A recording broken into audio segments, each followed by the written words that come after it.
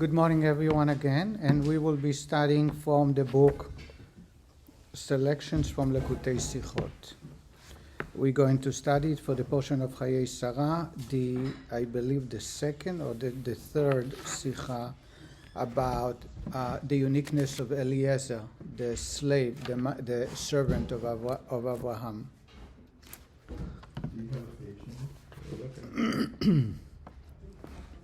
Page 251. And the verse, he had not yet finished speaking when Rivka came out. Anybody is familiar with the story? No. Abraham makes his servant swear that he's going to go to his family's land, Haran, and find a wife for his son. His son is already 40, and it's time. And he tells them, swear that you'll go there, don't go anywhere else, and look for a wife for my master. Now, Abraham is very selective. Sarah is already passed away. Abraham is very selective about who he wants to choose as his future daughter-in-law, as the wife for Yitzchak. So, and Eliezer is a good servant of his master, and he wants to do the job. But he's not sure whether he will be successful, therefore he's praying to God. Even though Abraham already prayed to God, but Eliezer is the one who is carrying the mission, therefore he has to pray again. What does he pray to God?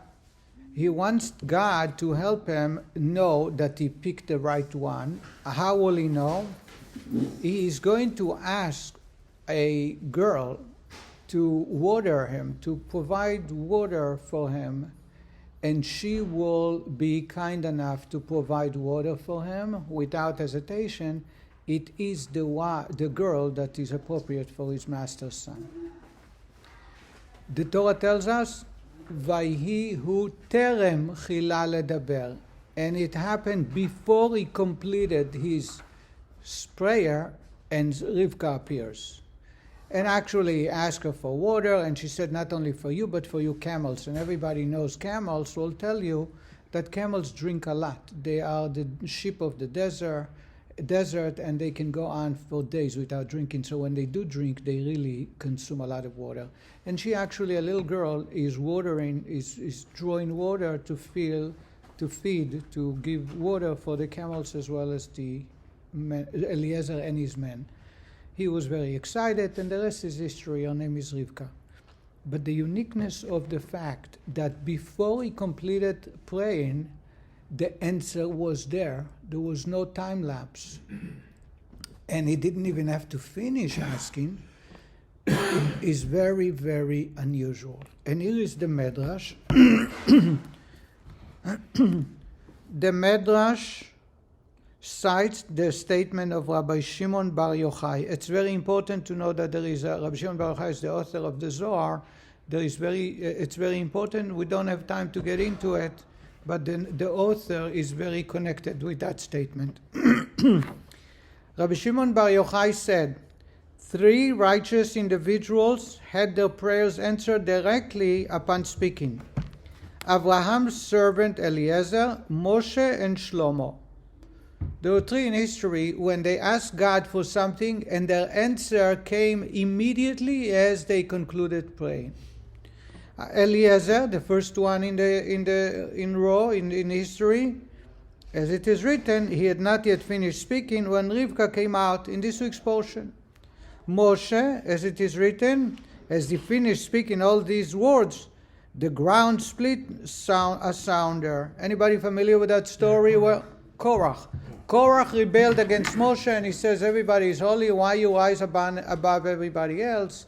And Moshe was very angry after trying repeatedly to make peace, and it didn't help. So Moshe turned to God and says, please show them that you have sent me, and all I say is on your behalf. As soon as he finished speaking, the earth, great sounds came out, and the earth opened up and swallowed Korach and his men.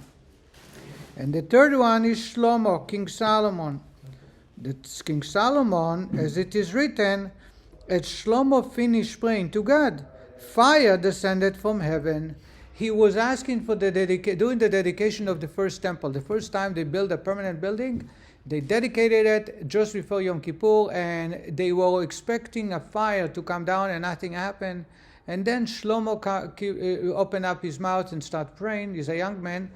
And he turned to God and says, please answer our prayer and show your glory is resting in this building. Immediately upon finishing praying, they all saw a major fire in the shape of a lion coming down from heavens, resting on the altar.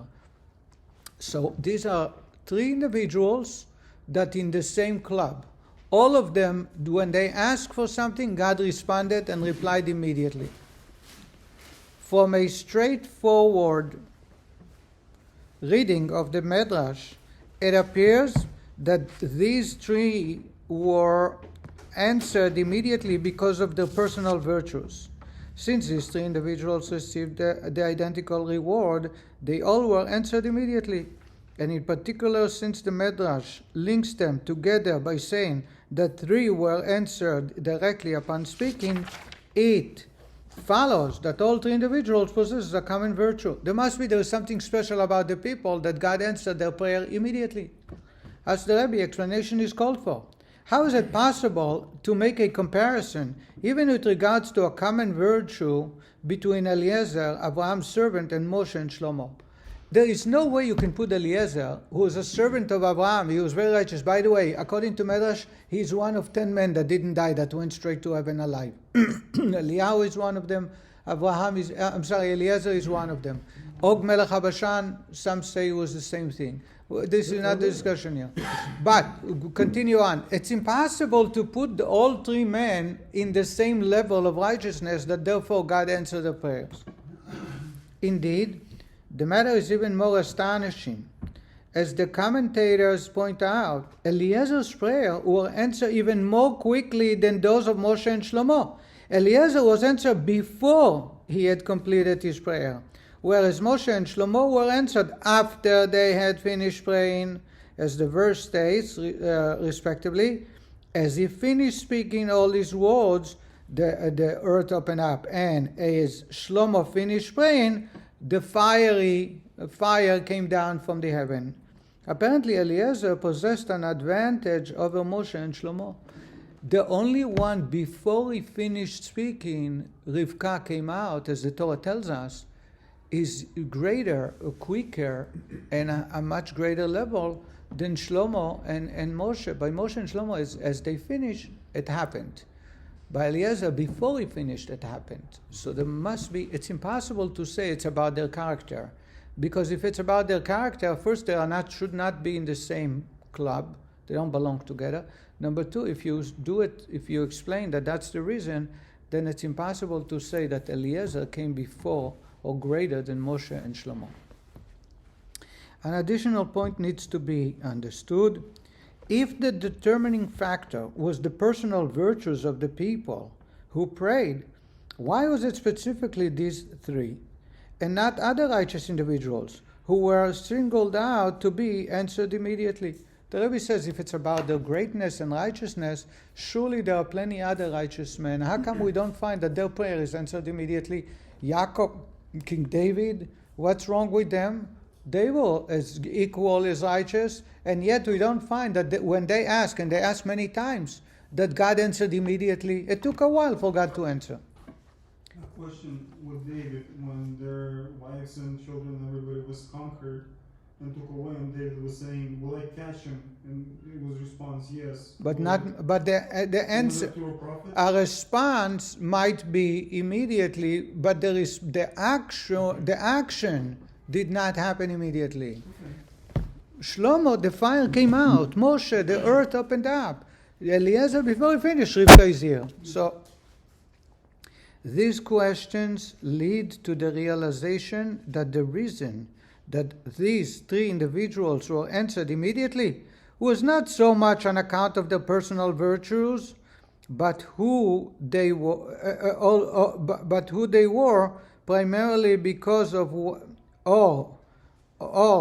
they were, but primarily because of what they were praying for. Says the Rabbi, it's impossible to put them in the same category of righteousness.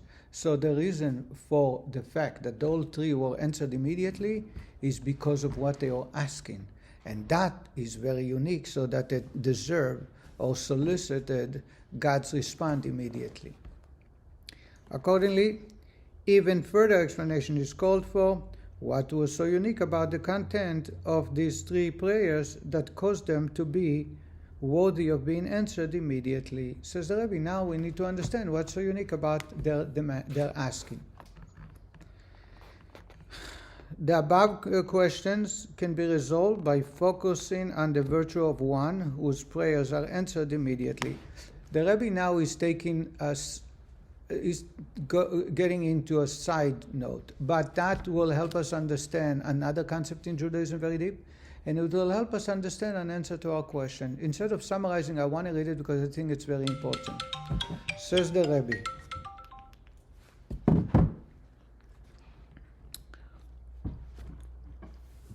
in his Mishnah Torah, the Rambam explained the prominent features of a Baal Teshuvah, a penitent, someone who returned back to God. Rambam described his greatness in a very beautiful way and states that such a person cries out to God as in answer and is answered by him immediately. To quote, Rambam tells us that a Baal Teshuvah, someone who was far and come close to God and is willing to change his behavior, he will be answered immediately. And this is the way Rambam writes. Pay attention, it's two separate laws, one after the other, and he broke them into two for a reason, as the Rabbi will explain. What are the two separate laws?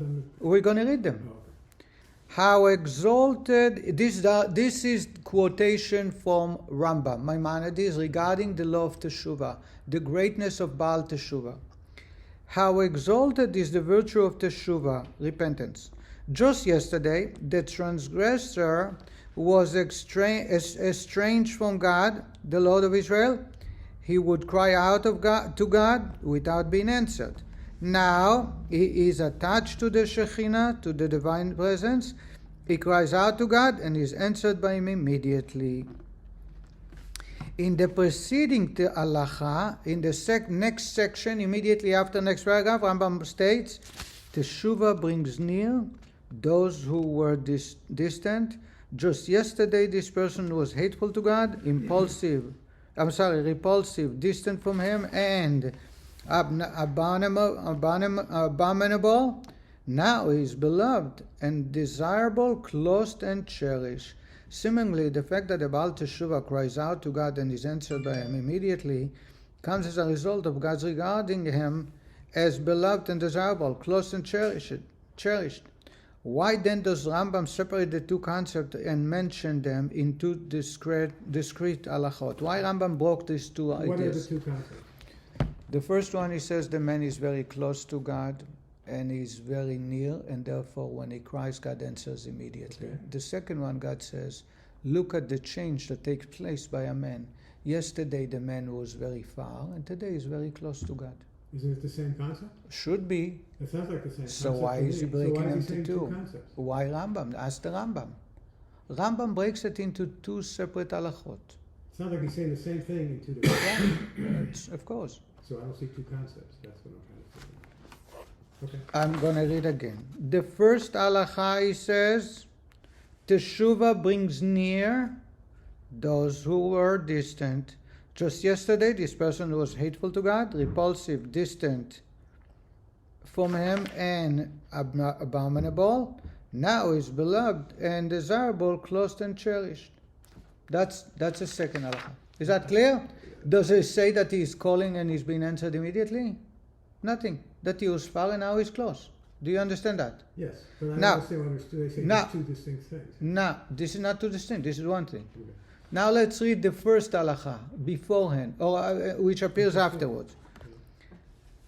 Rambam says, how exalted is the virtue of Teshuvah. Just yesterday, he was estranged from God, the Lord of Israel. He would cry out without being answered. Now he's attached to the Shekhinah. He cries out and is answered immediately. So he seemingly repeats the same thing, except he uses different words. Right. And one Okay, says as immediately the and one Rabbi, says Right, ask the Rabbi, why the two? And the Rabbi explains, this is at a very simple point, but the Rabbi points out. A deeper look at these two halachos enables us to resolve the above question. Both halachot, both sections, communicate the same fundamental point, that teshuva enables one to draw close to God. However, in a more particular sense, Rambam is describing two levels of teshuva, and for that reason divides his statement into two distinct halachot. He's talking about someone who connects to God, but in two different levels, one greater than the other. The first halacha speaks of drawing close to the Shekhinah. As Rambam begins that halacha, great is teshuva, for it draws a person close to the Shekhinah. This closeness is expressed by the change in a Baal teshuva's relationship with God. As Rambam continues, just yesterday this person was hateful to God, distant, now is beloved and desirable, close and cherished. That's the first one. Mm-hmm. Nothing to do with being that close to God that is being answered right away. He was very far, hateful to God. God runs away from that person. And now God loves him, cares about him, and is looking after him all the time. In the second halacha, Rambam describes a loftier level of teshuva, as he intimates in its opening words how exalted is the virtue of teshuva. Not only is the person now beloved and desirable, close and cherished, and close to the Shekhinah, he has also become attached to, that is, at one with the Shekhinah. For this reason, that's the second one, that he is attached to God. Does it say attached to? Yes. It does say it? For this reason, Rambam mentions specifically in this halacha the fact that a Baal Teshuvah cries out to God and is answered by him immediately, in connection with and in continuation of its becoming attached to the Shekhinah. And not in this preceding halacha, which describes his state of being close to the Shekhinah. Attached is different. Crying out to God and being answered by him immediately is the direct result of being attached to the Shekhinah. Did you understand what I just read? No. Okay. You cannot spalten nahor. You know what spalten nahor in Yiddish means? Splitting a hair. Okay. The Rabbi, all he does is say to you that Rambam wrote his laws in a very meticulous, unusual way. Okay. So in the English, when you translate, you lose some of it. And that's why you're bothered by that. I appreciate it. But you have to sometimes accept the reality. The Rambam writes two laws that are similarly the same about how unique Baal Teshuvah is. He was to the left, very far, and he came very close to God. Ask the Rabbi, why did he split it into two? Doesn't make sense. He could put them, the content is the same, that the man was very far, hateful by God, and now he's very close. Do you understand the question? Mm-hmm. Don't break it into two. Says the Rabbi, pay attention to the details, you'll understand. The first one is talking in general. A man that was far from God, eating not kosher, not celebrating Shabbat, he's hateful. He's removed from God. God don't care about him. When God is making a party, he's not sending him an invitation. Now that he became a Baal Teshuvah, he comes closer to God. God thinks about him, loves him, and cares about him. That's the first halacha. Okay. The second halacha, he goes on to say, how cherish. Now we're not talking about the contrast of between how negative it was to turn into positive, but rather he's talking about the bonding that he achieves with God is into such a great level that it's very unusual. That when the person is connected to God from coming from far, he is so cleaving and connected with God with a glue that whenever he calls out to God, he's answered immediately. In other words, Rambam wants to tell us that a Baal Teshuvah not only came from far away land, no man's land, to becoming close to God, but his closeness to God is very unique because he's cleaving unto God and he's bonding with God. When he calls out to God, he is answered immediately. Does that make you understand that? Yeah. Now these two halachot, these are two of the 613 mitzvah? No, this halacha means a paragraph in the explanation of mitzvah of Teshuvah. Okay, it has nothing to do with separate mitzvot. Okay, but the description, the only way that can be explained is the way the Rabbi explains it. It's on two levels. Okay. That's why he's breaking into two paragraphs. Otherwise, it wouldn't make sense. Okay. And Rambam is very unique. So the first halacha, the first paragraph, he explains the distant of that the distance that the Baal Teshuvah is traveling. And the second halacha is talking about when he receives that connection with God. It's a very unique one, because when he calls out to God, he will be answered immediately. Is that clear? Mm-hmm. Now we understand. These are people, according to Rambam, until this very day, someone who repents and comes back to God becomes attached to God, and therefore he is answered immediately. So from Rambam, this is what the Rabbi is going to draw. Getting answered immediately is about somebody who is very close to God. Just like in the physical universe. If I am, as the Rabbi is going to explain, if I'm sending a package, a gifted birthday, a birthday gift, I send it to New York, it takes a while for it to get. If I'm cheap, it will take 7 days. If I offer a little money, it will get 3 days. And if I really care, I put it on a plane. It will get there the same day, but a couple of hours later. It cannot happen now. But if you're close to me, you're sitting right here, and I want to give you a birthday gift, I can give it to you now, immediately as immediately as I complete my saying, here is a birthday gift, you get the birthday gift. And that's what makes the uniqueness of these three actions or topics of Moshe, Shlomo, and Eliezer. What they were asking is very near to God. And therefore the response was immediately, automatically, naturally was immediate. Did you understand that? Yeah, and that's what the Rabbi is drawing from Rambam. The Rabbi, so to say, don't want to say it on his own. So he said, let me rely on broader shoulders, Rambam. Look at Rambam. Rambam says that when the person connected to God, he's so close to God, therefore he deserves to be answered immediately.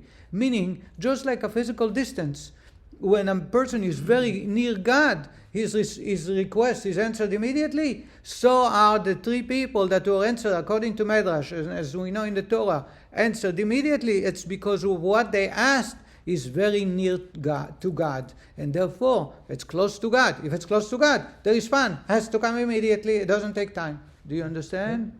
Okay.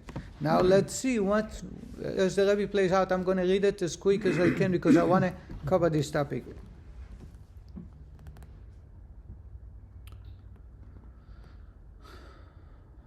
At one with God. To explain this disparity, I'm going to start one paragraph before. For this reason, Rambam mentions specifically in this halacha the fact that a Baal Teshuvah, a penitent, cries out to God and is answered by him immediately, in connection with and in continuation of his becoming attached to the Shekhinah, and not in the preceding halacha which describes his state of being close to the Shekhinah. Crying out to God and being answered by him immediately is the direct result of being attached to the Shekhinah. Now, to explain this disparity, the fact that it takes time for a gift conferred by a giver to be received by a beneficiary indicates that the latter is not one with the giver. If I give you a gift and it takes a while, it means that we are distant from each other. When by contrast, the giver and the recipient are attached, they are close with each other and united, just as there is no gap in space between them, neither is an interval of time required for interaction between them to take place. If there is no physical space between us, there is no time lapse between us to interact. When a person is merely close to God, since he is beloved and desirable, close and cherished by him, but not attached to, that is, at one with him, although a request he makes of him will be granted because of this closeness, it will not necessarily materialize immediately. When, however, he is attached to the Shekhinah, that is, when the person praying is at one with he who will answer his prayer, he is answered by God immediately in a manner that reflects these attachments. Thus, there is no intervening interval of time between making his request and receiving God's response. Did you understand that? I explained that very well, right? Now, let's go back to our discussion. The concept elucidated above, that the immediacy of God's response to a person's prayer is a direct result of the extent of his attachment to the Shekhinah, applies not only to a person praying, but also to what he is praying for. You understand that? The Baal Teshuvah, when he is close to God, he is not only close, but he is attached to God, according to Rambam, and therefore his God's response is immediately. The same one, says the Rabbi, is with regards to not only the person, but also the topic, the idea. If it's close to God, the response is elicited immediately. This enables us to appreciate the uniqueness of the three prayers mentioned above. The objective of each of these three prayers is a matter attached to the Shekhinah. Says the Rebbe, this was an idea that was so close to God, any one of those three prayers, and therefore it's unique. No, you won't find it by Abraham, by Isaac, Jacob, by David, by Joseph, by Aaron. You'll find it only by Moshe in a specific time, by Shlomo, and by Eliezer. To explain why it was specifically these three prayers that were singled out for mention by the Midrash, says the Rebbe, Shlomo's prayer, King Solomon, was an entreaty for the revelation of the Shekhinah that God's promised, I will dwell among them, be realized in the Beis HaMikdash. Shlomo was asking for God to show himself, to reveal himself in the Holy Temple. As God said, V'asu li mikdash, build me a temple and I'll reveal myself. I will rest there. And that was his request about, making God reveal himself in the temple. Moshe's prayer, which he offered up in response to and in connection with the rebellion of Korach, was an entreaty that by this you will know, you meaning the people will know that God sent me. If God creates a new entity, to demonstrate that the Shekhinah was manifest in his prophecy. Moshe's solicitation of God's response was to prove that he is a prophet, that he does not say by things on his own, but he appointed Aaron and Elitzaphan by God's request. And therefore he needed to prove that God had make prophets and they carry out God's word. That was unique, as the Rabbi will explain. Eliezer's prayer was an entreaty for the marriage of Yitzchak and Rivka, right? He's asking for him to find out the right person for his master's son, which relates, as will be presently explained, to the manifestation of the Shekhinah in the Torah. This was at the beginning of revelation of the Torah, as we'll explain in a moment. These three entirely different objectives represent three general expressions of the revelation of godliness that reflects oneness with, that is, attachment to the Shekhinah in three different aspects, spheres, in the world at large, in humanity, and in the Torah. Says the Rebbe, all three represent the connection, or that the fact that God exists in three entities, in three spheres, in the universe. That's through the Holy Temple. That's the source where God reveals himself in the universe. That's the pinnacle of the universe. In humanity, the pinnacle of humanity is a prophet, and more so Moshe.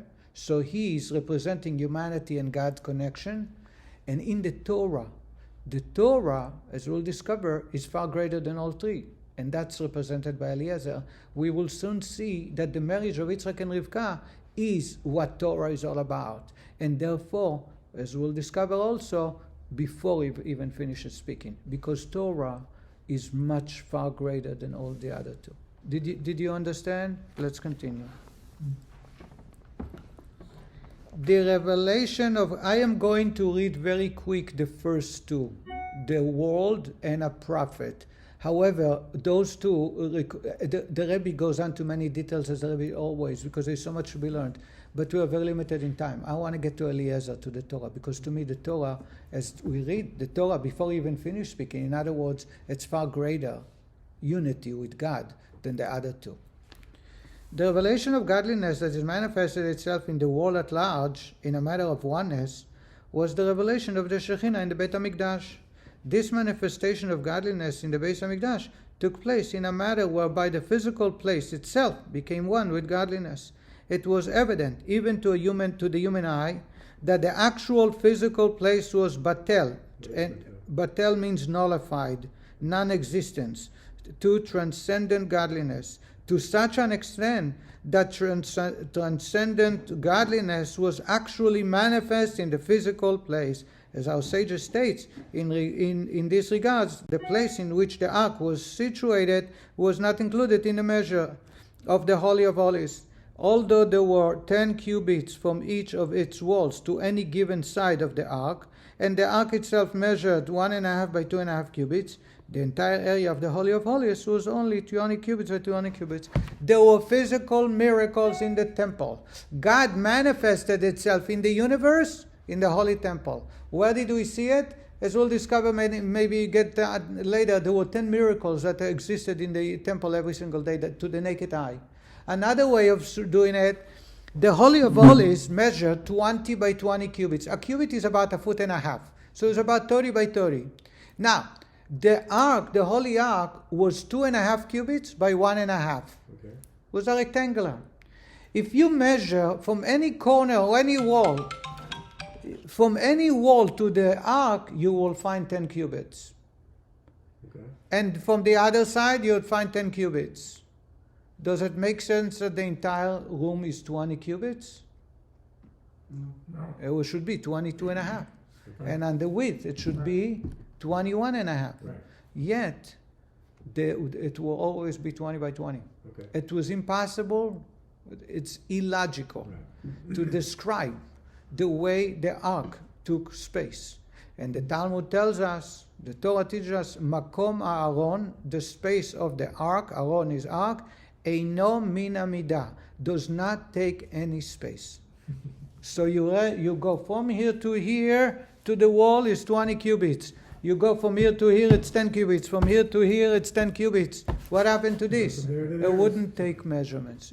This was a miracle. In other words, God manifested itself in the temple in a way that was visible to every human being. You don't need to be a holy man. You don't need to go sleep and dream about God. You can see godliness. This is the only place in the universe where space was not, the rules of space, of measurements did not apply. Because God is manifesting, connecting with the universe is through the Holy Temple. And that's why it was God's response to Shlomo is as soon as he's finished speaking. Because there, God reveals himself to the entire universe. And therefore, it's very close to God. Because it's close to God, the response was immediate. Did you understand that? I am going to... Okay.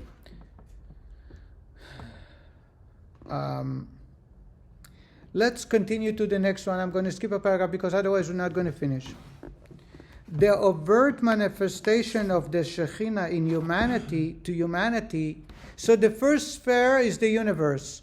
What does Solomon want when he built the temple? He wants for God to reveal himself as he's promised. As we know, God revealed himself in the temple in a way that never happens anywhere else in the universe. Because from there, God expressed himself in the entire universe. Because it's so important for God. Therefore, as soon as he's asking, a fire came as a sign that God is resting.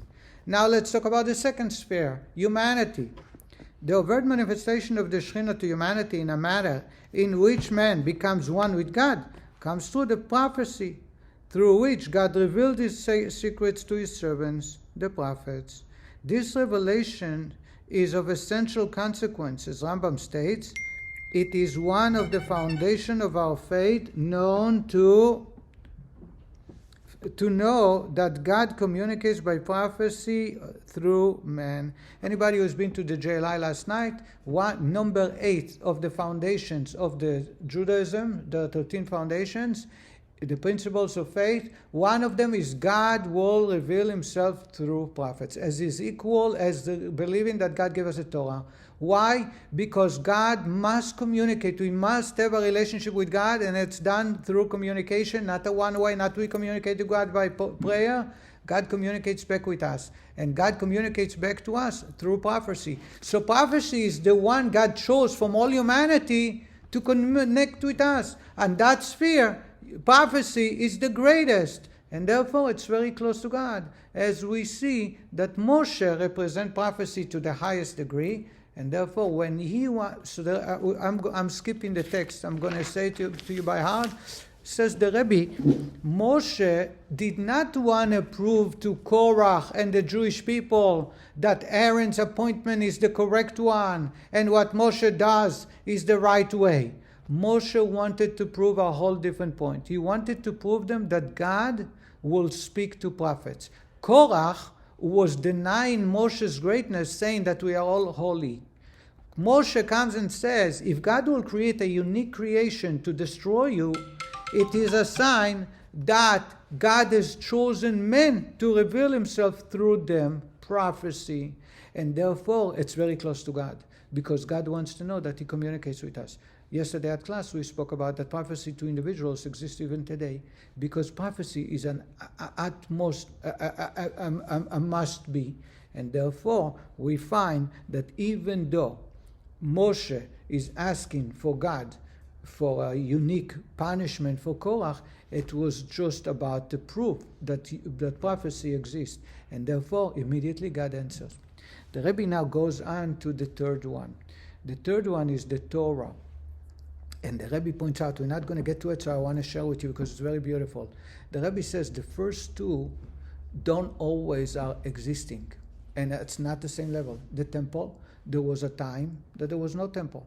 There will be a time the second holy temple was lacking 5 holy objects. There were miracles existed in the second holy temple, but they were gone after the temple was destroyed. In other words, the holiness of the temple is still there, but there is no building and God does not reveal himself there anymore. In other words, it was conditional. That's why as soon as they spoke, God answered. When it comes to prophecy, there is the prophet before he prophesies, during his prophecy, and after the prophecy. It's a whole different entity. In other words, right after, when he prophesies, he's connected to God. What happened after the prophecy? Totally separated. That's why, even though it's very close to God, there is a limit to it. The answer is immediately after. It's two entities that connect to God. Torah, on the other hand, God says the Rebbe, is one part of God, is no part, is God. As the Torah says, God and the Torah is one. Because they are one, there is no need for a completion of the request. And now we're going to discover how marriage of Yitzchak and Rivka represent Torah. But the third one, Eliezer, he's asking for something that relates directly to Torah. And because Torah and God is one, it's not two separate entities like the universe and God, or a man and God, which are two entities that are bonding together. Because there are two entities, you can separate them, as I just demonstrated. Torah is impossible to separate from God. It is what God is. And therefore, before he completed, he was answered. So it's nothing to do with his holiness. It has to do about what he was asking. I hope I made sense of that. Now let's talk about we are page 261, the road to Sinai. With regards to the passage concerning Eliezer, our sages state, the conversation of the servants of the patriarchs is more pleasing to God than the Torah of their children. The Rebbe is going to go, it's important to understand. Eliezer is the only story that repeats itself twice. If I were to ask you, how do I know to slaughter an animal? It's not written in the Torah. It's hinted to. There is a lot of teachings, a lot of laws that are only hinted to in the Torah. Eliezer, we read about what he's asking, and then what he tells Bethuel, and then what happened. It almost, an entire 3/4 of the Torah is about one story pertaining to a marriage of one couple, and that it repeats what he's asking, how it materialized, and how he's sharing the same words with the father and brother of Rivka, which one can ask why so much space is given. And the Talmud tells us this conversation, or seemingly a simple conversation of the servants of our masters, are more cherished to God than the teaching of Torah of their children, the future generations. And the reason is because it contains something very powerful, which is the Torah. Let's see it. With regards to the passage concerning Eliezer and our sages states, the conversation of the servants of the patriarchs is more pleasing to God than the Torah of their children. The fact that the conversation of the servants of the patriarchs is compared to, and indeed deemed even more pleasing to God than the Torah of their children, makes it patently clear that the two share a connection. In Hasidut, it is explained that the conversation of the servants of the patriarchs, and in particular Eliezer's words that led to the marriage of Yitzchak and Rivka, is associated with the totality of the Torah and its mitzvot. The conversation and the condition and the story, it's all about Torah, and therefore it's greater than even the teaching of Torah of the future generation. For this reason, because it is a fundamental matter of general significance that led to the giving of the Torah of their children, the Torah elaborates about Eliezer's journey and prayer in detail to explain. As mentioned on many occasions, the giving of the Torah brought about fusion between the higher spiritual planes and the lower physical planes. Until the giving of the Torah, there existed a divine decree. The higher realms would not descend to the lower realms, and the lower realms would not ascend to the higher realms. That decree was nullified at the giving of the Torah, allowing such a fusion to occur and enabling a union between this material world, the lower realms, with godliness, the higher realms, which transcends the world. Did you understand what I read? Until the giving of the Torah, God says upper realms and creatures, lower creatures, no connection between. Okay. However, the preparation for the aforementioned fusion brought about by the giving of the Torah began beforehand, and it is those preparatory activities that empowered and continue to empower the Jewish people to carry out their divine service after the giving of the Torah. Says the Rabbi, before God came down, there has to be a preparation for that. And the preparation was done when Yitzchak and Rivka got married. The first time that the concept of the fusion of the higher and lower realms, an idea similar to that, you take very spiritual and very materialistic and very physical and bind them to one, happen, is mentioned in the Torah in a manner that can be understood from the simple meaning of Scripture, was the marriage of Yitzchak and Rivka. Their marriage represents the fusion and unity of holiness, which is separate and removed from worldliness, with the lower realms in a complete and perfect bond. Why? Says the Rabbi.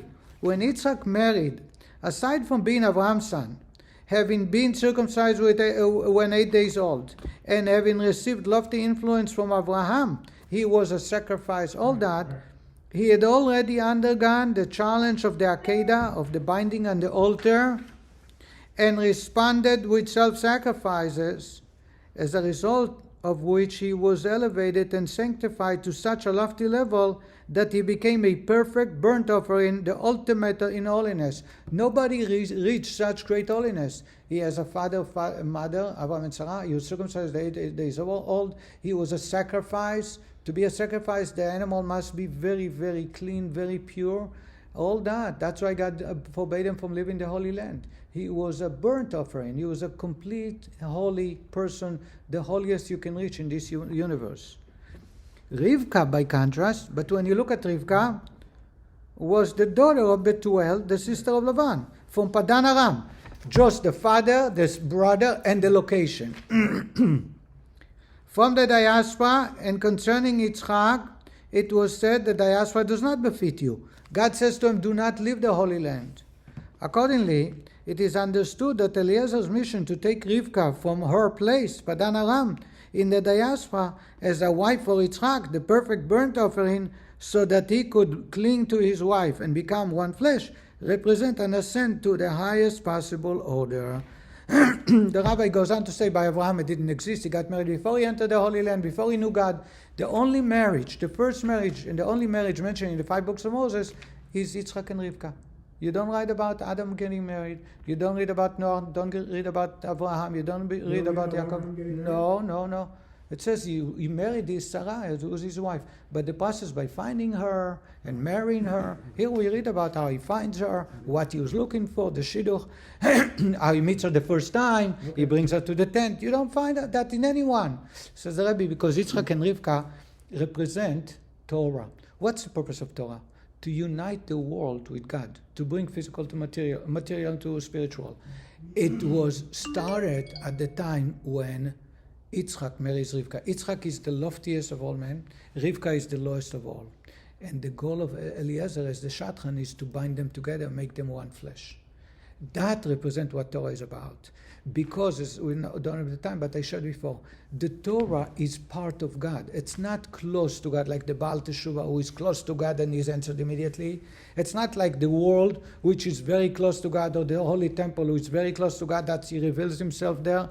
It's not like a prophecy, which is very close to God. That's why we see it's conditional, meaning it can change, it can cease, or it can change, fluctuate. Torah is God. When you study Torah, when you delve into Torah, you are delving into God. There is no greater bond. So therefore, Eliezer, when he's asking, even though he's not as righteous as Abraham, Yitzchak, and Yaakov, but what he's asking for is to start the process of Torah. And therefore, there is no need for God to hear the rest of the prayer. And the Torah mentioned that before he completed his prayer, he was answered. If you're interested, the Rabbi goes on to explain it from a Kabbalistic language, which is a very deep, that will take at least an hour to explain, but that's the last part. And we will conclude right here. Thank you. And I thank you very much.